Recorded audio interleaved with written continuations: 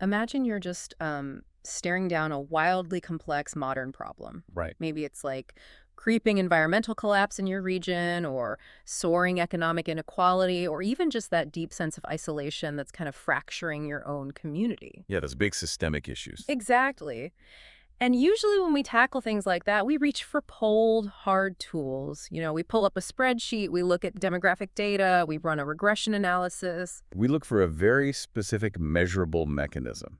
Yeah. And we rely almost entirely on the standard Western scientific method to dissect the issue. But what if, instead of just reaching for that spreadsheet, you also reached for a 2,500-year-old framework that was originally designed to achieve spiritual enlightenment? That is quite the pivot. It is. Yeah. What if you combine the most rigorous, peer-reviewed academic structures we have today with the core doctrines of Buddhism?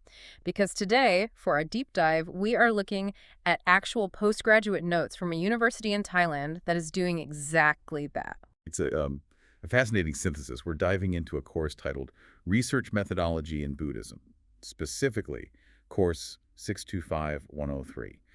And this is taught by Assistant Professor Dr. KhantongWattanapradith. At the International Buddhist Studies College, right? Yes, which is part of Mahachulalongkorn Radhavidyalaya University. And, the context of that setting is just absolutely crucial. This isn't a casual Sunday school lesson, and it's not a purely philosophical debate club either. No, definitely not. Dr. Wattanapradith is handing students a very specific set of tools to bridge ancient spiritual wisdom with strict modern academic research. It offers a completely fresh lens on how we ask questions and how we actually solve problems in the real world. Okay, let's unpack this. Let's do it. To understand what makes this methodology so different, we have to look at how these students are taught to approach a problem from day one. Right. So if you look at standard research methodology, you typically have qualitative and quantitative approaches. Sure, the classics. And Dr. Wattanapradith's syllabus definitely includes those, but with a highly specific application. For qualitative work, students aren't just observing random focus groups. They're doing deep document research into the concept of peace, specifically as it exists in ancient Buddhist scriptures. Oh. Or they're doing case studies on model individuals and organizations that are actively applying Buddhist principles in society right now. And the quantitative side operates similarly, doesn't it? Like, they're running surveys and investigating variables, but instead of analyzing consumer spending habits, they're mapping out moral issues. Exactly. They might compare the ethical beliefs between different demographic regions, analyzing the specific factors that influence moral behavior. But the real departure, Yeah. the methodology that truly defines this course, is the third approach.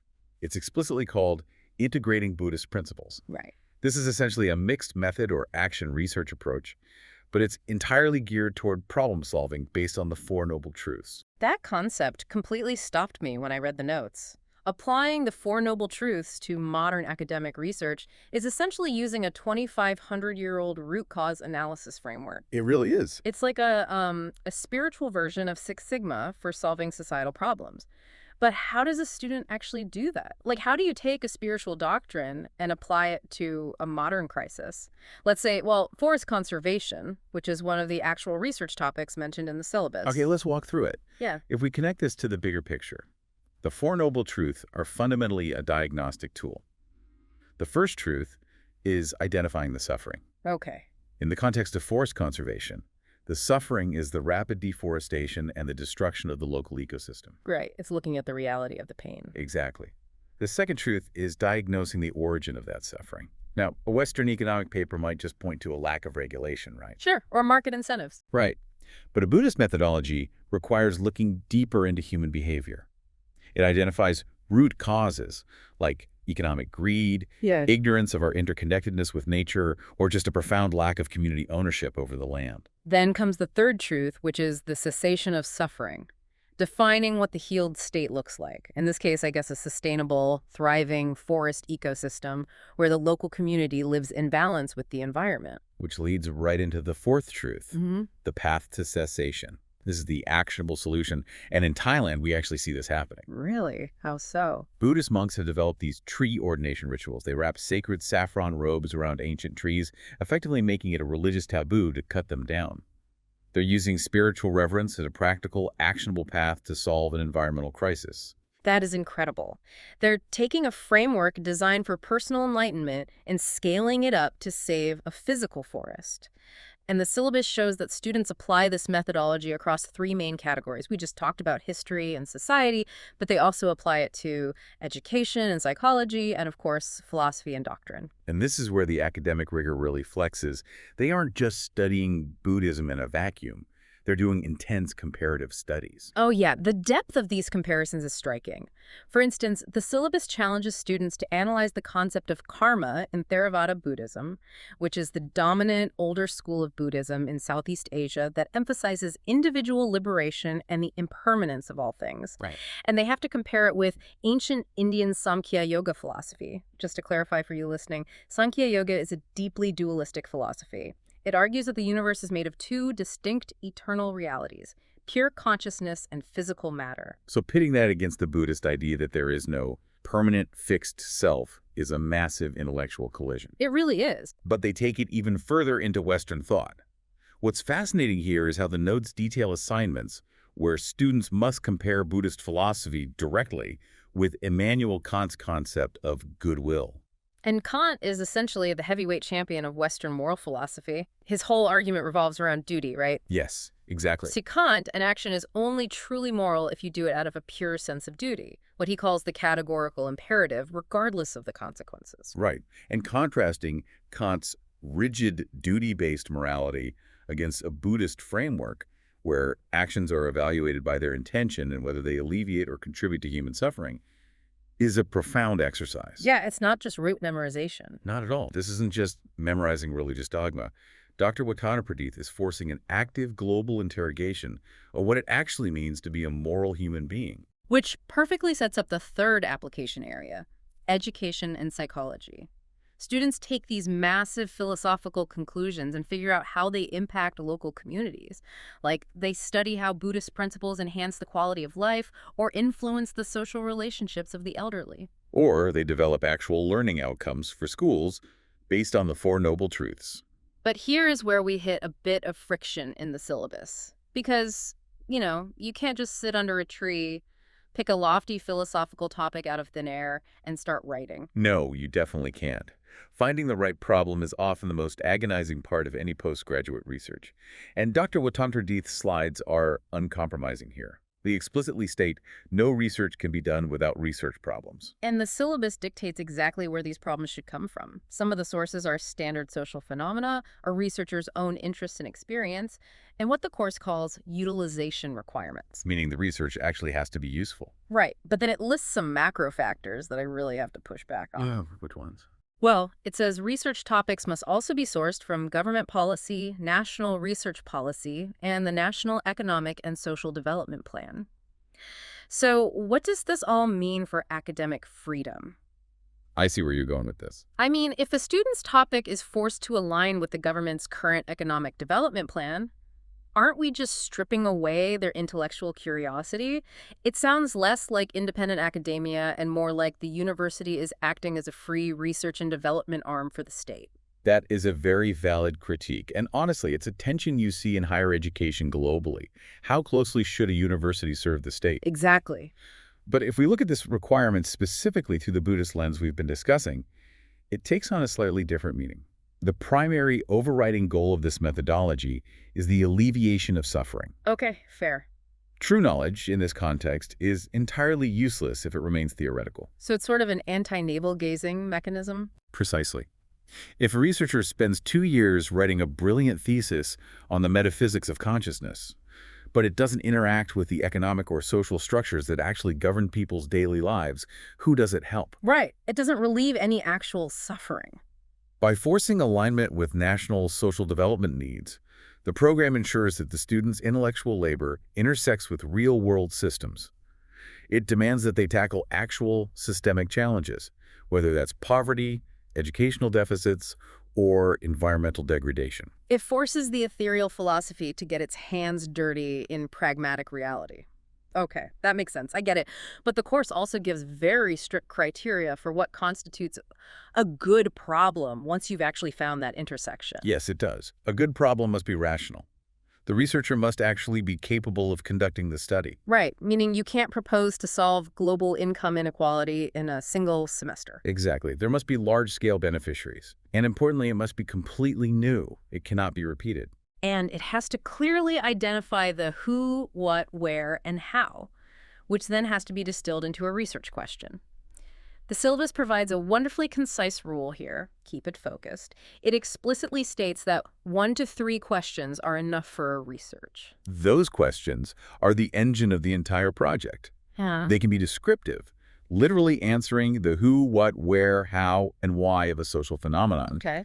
Or they can be explanatory and analytical, where the student isn't just describing a state of affairs, but actively pulling apart the underlying mechanisms to explain why things are the way they are. So let's say a student has navigated all of this. They found a perfectly balanced problem. It addresses a real social need. It aligns with national development. It can be analyzed through the 4 noble truths. And they've narrowed it down to 2 razor-sharp questions. A miracle of academia. Truly. Yeah. Now, they have to define it for the world. They have to title their research. And there is a rule in the syllabus here that totally threw me. Oh, the criteria for writing a research title in this course are surprisingly rigorous. But I know exactly which rule you're talking about. Here's where it gets really interesting. Most of the rules make perfect academic sense. The title should be short and clear, it should align with the problem, it should indicate the type of research, and it should state the variables and the samples being studied. Standard stuff. Standard stuff. But rule number 4 says, the name of the research should be in the form of a noun, which will cause melody rather than using a verb before the title. Melody. I have never seen a methodology course concern itself with the musicality of a title. It speaks to a deep aesthetic appreciation for language and the permanence of knowledge. Think about the difference that makes. If you use a verb, your research sounds like a frantic to-do list, like investigating the effects of urban sprawl or analyzing the data of local ecosystems. Right. It implies an ongoing, slightly messy action. Exactly. But by forcing it into a noun, it changes the entire psychological weight of the paper. It becomes the impact of urban sprawl on local ecosystems. It sounds like a grand, finalized monument of knowledge. It presents the concept in its whole, complete form. But to build that monument, you need a foundation.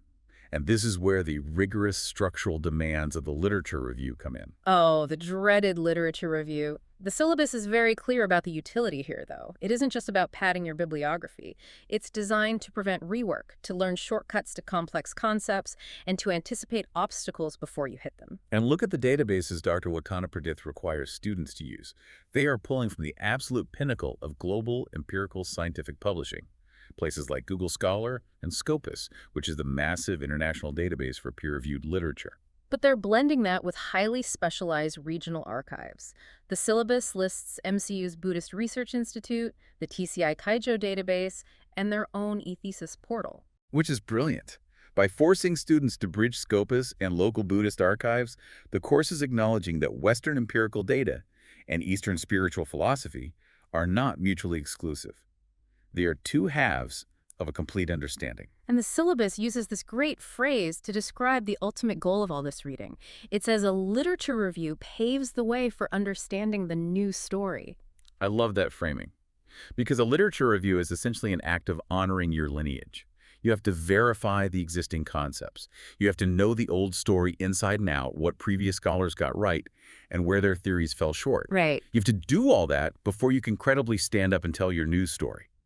Whether your findings support the old theories or introduce entirely new issues that don't match previous assumptions, your news story must sit securely on the foundation of human knowledge. It's a really beautiful way to look at academic progress. But eventually, all this beautiful theory, the melodic titles, the news story, it all has to survive the crucible of the classroom. Ah, yes, the grading. Exactly. Dr. Wattanapradith has to actually grade these students. How do you evaluate if someone has internalized a methodology that is half rigorous data science and half spiritual enlightenment? The evaluation plan is definitely where the philosophy meets the reality of university administration. The bulk of the grade is what you expect in any high-level academic environment. The midterm and final exams, which test knowledge and intellectual learning outcomes, account for 45% of the total grade. So you have to know the material. You have to be able to execute the methodology. Right. Then, the pilot research proposal is worth 20%, and the pilot study presentation and report, which specifically tests numerical analysis alongside knowledge, is another 20%. Okay, so 85% of the student's grade is tied to hard intellectual output and data analysis. Which brings us to the final 15%. And I want you listening right now to imagine your college professor or your current boss trying to grade you on this. 15% of the student's final grade is dedicated to moral and interpersonal learning outcomes. It's evaluated through class participation and presentations. How exactly do you objectively grade a student's moral and interpersonal outcomes in a research methodology class? That feels wildly different from a standard Western university. In most places, your grade is almost exclusively tied to your data integrity and your essay structure. This raises an important question about what the ultimate purpose of higher education actually is. In many models, the focus is entirely on the product, the paper you published, the score you achieved. But including a strict moral and interpersonal metric shows that IBSE values the human process just as much as the intellectual output. It's the how you do the work, not just what you produce. Exactly. Research is rarely a solo endeavor. It requires collaboration, peer review, and debate. If you produce a brilliant, perfectly formatted paper on the economics of peace, but you were unethical in how you gathered your data, or you treated your peers with arrogance and cruelty during class discussions, then your methodology is fundamentally flawed. yes, because you generated more suffering in the process of studying it. Wow. By making morality a quantifiable part of the grade, the institution is declaring that intellectual brilliance cannot be divorced from basic human decency. And you can really see how heavily they weigh that collaborative process in their specific assignments. There's a pair work assignment detailed in the slides that just sounds absolutely brutal. Oh, the one-slide challenge. Yes. Students have to work in pairs, select one complex research article, and create exactly one single slide summarizing the key points. Think about the cognitive load required to do that. Think about the last 20-page report you read at work. Could you distill the author's entire methodology, their variables, and their thesis onto a single slide without losing the nuance? No way. I need at least 5. Right. It requires ruthless editing and a profound comprehension of the material. And then, armed with just that one slide, the pair has to deliver a 3-minute presentation. They have to cover the title, the author, the objective, the methodology, and the key findings. 3 minutes. It's a sprint. It is. But the kicker is the final warning on the slide instructions. It says, be ready to share your opinion on the article. That warning is the absolute crux of critical thinking. Yeah. In a 3-minute window, you don't have time to just parrot back what the author said. You have to understand their methodology so thoroughly that you can spot its weaknesses. Yeah. You have to synthesize the context and then put your own intellect on the line. You have to take a stance. It's that news story we talked about, played out in miniature. You read their story, you analyzed their data, and now you have to tell yours. It requires immense conviction. And doing it in front of your peers while maintaining that moral and interpersonal grace we just discussed is a phenomenal test of a researcher's character. We've covered a massive amount of ground today. We've seen how Dr. Wattanapradith's course manages to seamlessly weave high-level academic rigor. Searching Scopus databases, defining precise variables, structuring rigorous literature reviews with deep, ancient Buddhist philosophy. It's a methodology that refuses to separate the mind from the spirit. And for you listening right now, think about how applying this kind of structured, ethical framework could change how you approach problems in your own life or business. We're constantly drowning in information overload. We have endless data, but very little clarity. So true. But what if you demanded that the problems you focus on have clear utilization requirements?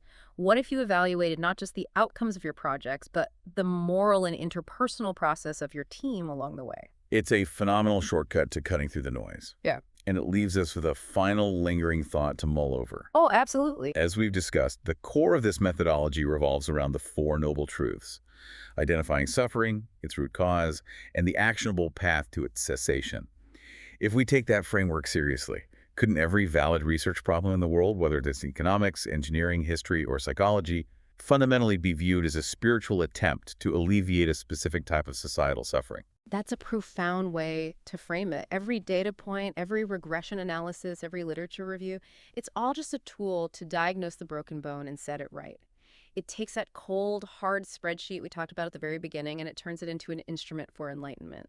Thank you for sitting at the table and exploring this incredible syllabus with us today. Keep digging deeper and we'll see you on the next Dip Dive.